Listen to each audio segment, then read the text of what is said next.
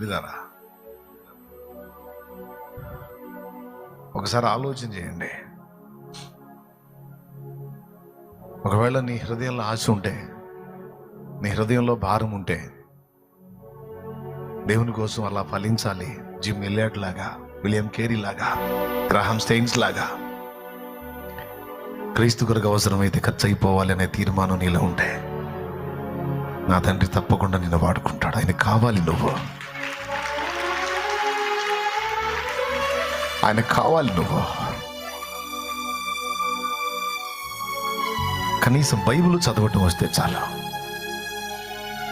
Bible చదవటం వస్తే చాలు. బైబిల్ నడిచిద్దా నీకు చాలు. నీకు డిగ్రీలు, నీకు పిహెచ్డీలు అక్కర్లేదా? పరిశుద్ధ గ్రంథం నడిచిద్దా నీకు చాలు. అది కూడా రాదా? కనీసం సువార్త చెప్పొచ్చు నువ్వు.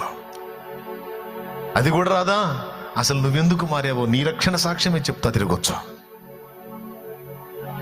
ఆత్మలు రక్షించబడతారు. ఫస్ట్ నేను అదే చెప్పాను. నేను ఎందుకు మారానో చెప్పాను. ఇప్పటికీ అదే చెప్తాను. నేను ఎందుకు మారాను. బిడలారా, మన సువార్త ప్రకటించడం వల్ల ఇన్ని జరుగుతాయి తెలుసా? అనాగరిక ప్రజలు నాగరికతలోకి వస్తారు.